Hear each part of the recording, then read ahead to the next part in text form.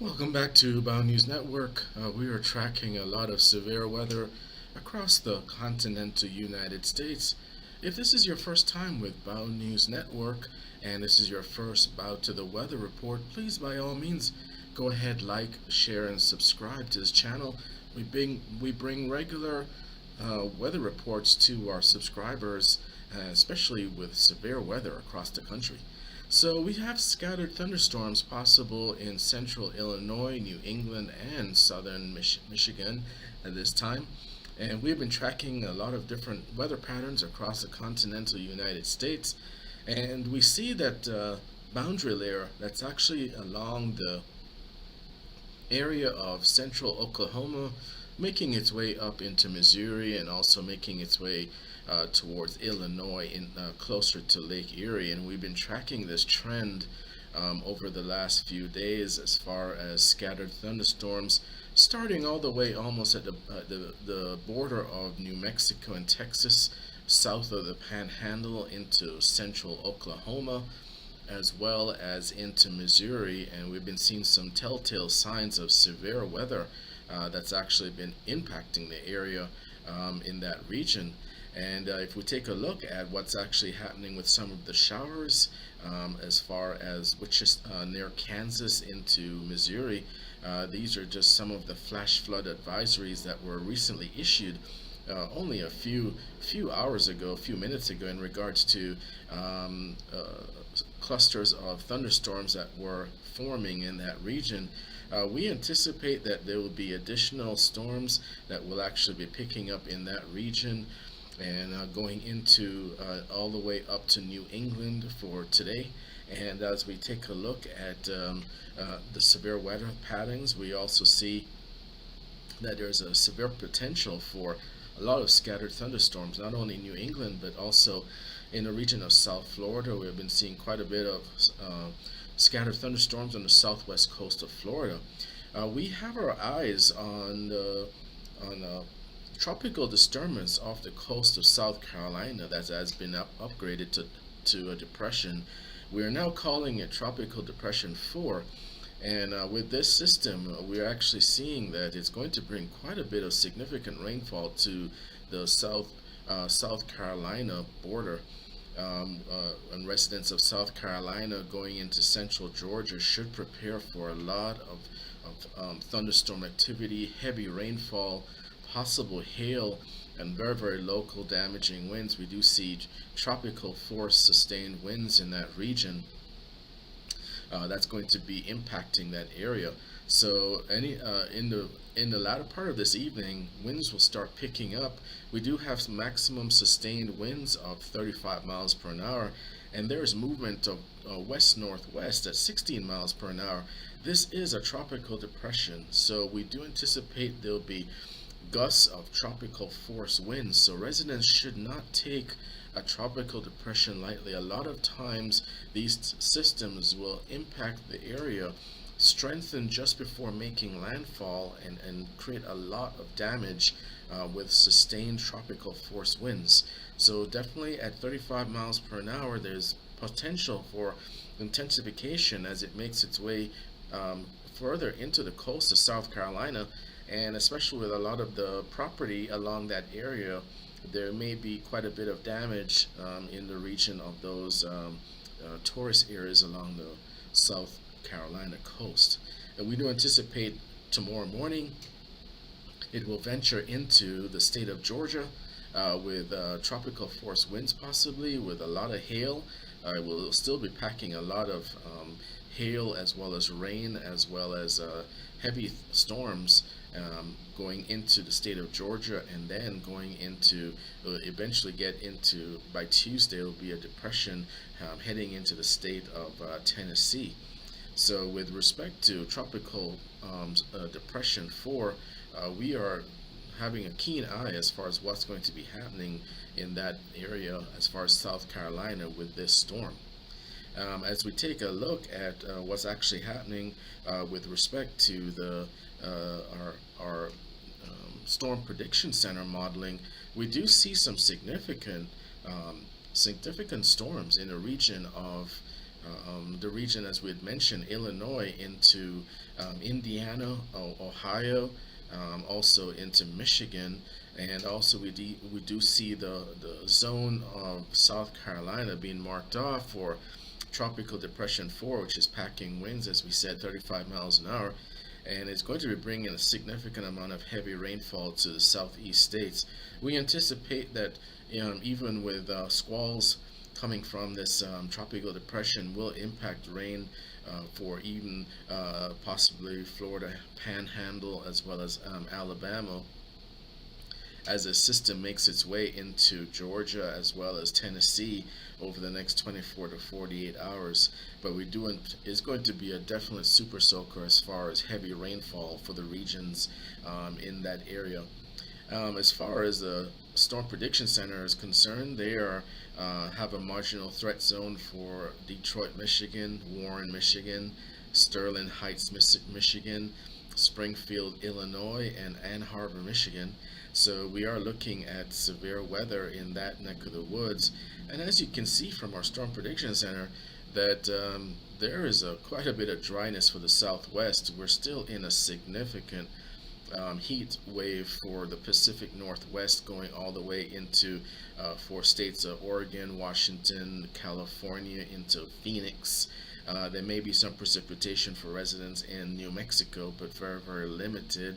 But we do welcome it for any of the areas for also Colorado as well as north central Texas. As we look forward to the weather for the remainder of the week, we anticipate that there's going to be additional severe thunderstorms in the region for the northeast, also into there'll be scattered thunderstorms for South Florida. Unfortunately, we do see that there may be a break in the weather that may ease the rescue efforts for those unfortunate victims of the building collapse in Miami Beach area. But we do see that there's going to be additional thunderstorm activity possible all throughout Florida and the southeast, especially with this Tropical Depression 4 impacting the region with more severe weather. And let's not forget that we are looking at Hurricane Enrique in the area. It is off the coast of Mexico, even though our eyes are usually on the Gulf of Mexico and the Atlantic. On the other side of Mexico is Hurricane Enrique, and this hurricane is actually moving northwest at 5 miles per hour. It's a very, very slow moving hurricane, and the pressure seems to be dropping even further as it makes its way on a northwesterly pattern. And usually the pressure drop in a hurricane signifies increased cyclonic development, organization just before landfall. But it continues to make a northwesterly track at about 5 miles per hour, and it's going to be packing sustained winds of about 80 miles per hour. But it's moving very, very slowly across the area, and it's actually moving closer and closer to the landfall along the western coast of Mexico. We'll have to continue to track it to see exactly where it's going to possibly impact the region going forward. But we are definitely in hurricane season. We anticipate that there'll be more occurrences of these types of storms, not only on the western side of Mexico, but also in the Gulf of Mexico forecasted, and also in the Atlantic going forward. So residents should definitely prepare for significant activity as far as hurricanes are concerned, going into the beginning of the early stages of a hurricane season. And we can clearly see that pattern where there's more activity not only in the Gulf of Mexico but also the Atlantic. As far as the temperatures are concerned, we are very concerned about the severe weather pattern all across the country, but you can see clearly from our heat forecast here that we're looking at temperatures in the Pacific Northwest anywhere from 110 degrees to 115 degrees Fahrenheit. And we're looking at temperatures in the area of Seattle, Washington, in the mid 105, 107 region. We do have temperatures maxing out in Portland, Oregon, possibly 115 degrees Fahrenheit. When we take a look at the region of Northern California, we see temperatures of 110 and 109 degrees Fahrenheit. The temperatures don't ease up as we head south into California. Even on the border of Arizona and California into Nevada, temperatures are 102, 103, in some cases 110 degrees. We see in Las Vegas, Nevada, temperatures are between 108 and 110 degrees Fahrenheit. So it's definitely a serious situation with the heat wave that's actually making its way in through the Pacific Northwest.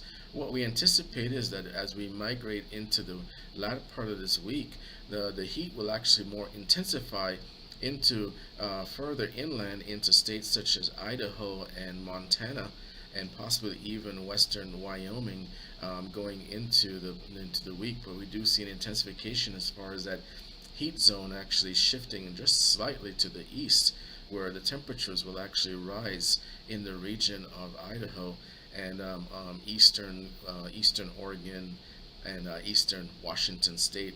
But we'll continue to monitor the situation there as far as the severe heat is concerned.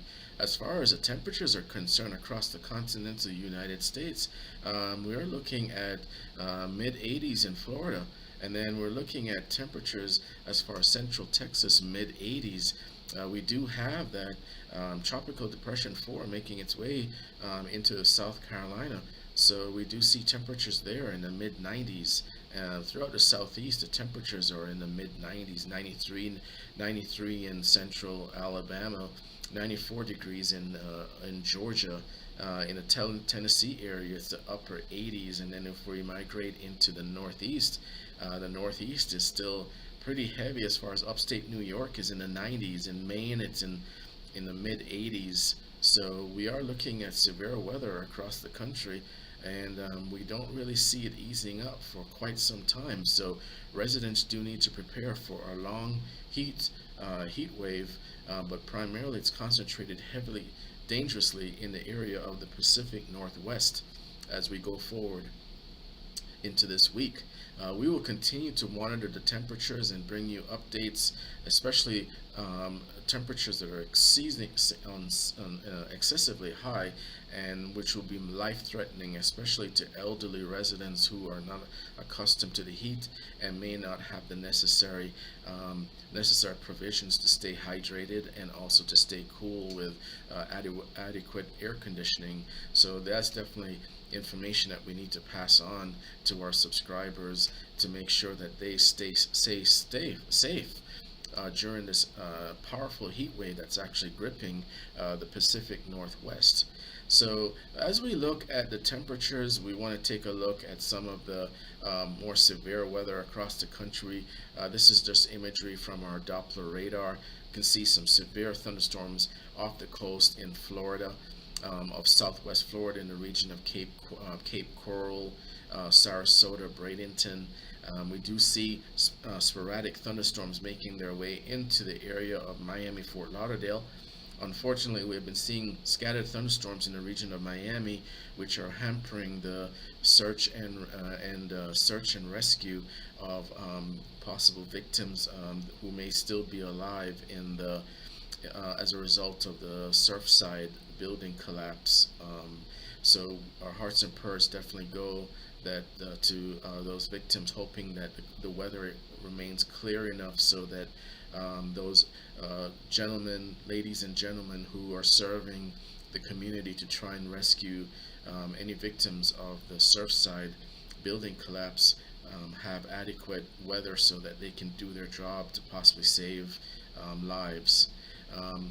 As far as other areas of the country, we are looking at thunderstorm activity along that boundary layer line, as we mentioned, in the region near Wichita, Kansas, going into Missouri, and also the northeastern corner of Oklahoma, Tulsa, Oklahoma. it's just we just anticipate that there's going to be more squalls of these thunderstorms that are actually along the border of Kansas, Oklahoma, and Missouri, extending all the way up to Illinois throughout the day. So this is definitely one area hotspot that we are watching. We can clearly see from the marginal forecast for the Storm Prediction Center, this zone that is actually along the border of Kansas, Oklahoma, and Missouri, extending all the way up to the southern area, to the central area of Illinois through to Michigan. And we just anticipate that there'll be additional thunderstorms that are going to be forming in that region, actually going forward into the remainder of this evening, into tomorrow, and also all the way up possibly into the New England area. As far as other storm activity, we do see telltale signs of thunderstorm activity actually being spawned just off the border, along the border near El Paso, near Carlsbad, New Mexico, Hobbs, New Mexico, into Odessa, Texas. This area it's a low-level moisture that's actually coming up from the Gulf of the very warm waters of the Gulf of Mexico, coming up into central Texas, and we've been actually seeing some very severe supercells being formed with a lot of rain. So at least it's bringing additional rain to the region of southern New Mexico, which definitely needs it actually, because it's in a drought monitor. But a lot of flash floods, as you can see, a flash flood was actually issued here for the zone just south of Carlsbad and just west of Odessa, because that area has been saturated with a lot of thunderstorm activity and a lot of precipitation in just the last 24 hours. So as we move forward into the week, we're going to continue to monitor the situation as far as severe weather is concerned. Here at Bow News Network, we put together our Bow to the Weather reports each day. Sometimes when depending on the severity of the weather, you may receive a second update or even a third update, especially if there's severe weather with like a tropical storm or even a tropical depression that's actually impacting, or it's progressing, impacting with landfall shortly. So definitely like this video, share it with friends and family, especially those who are impacted by the weather discussed here in our forecast.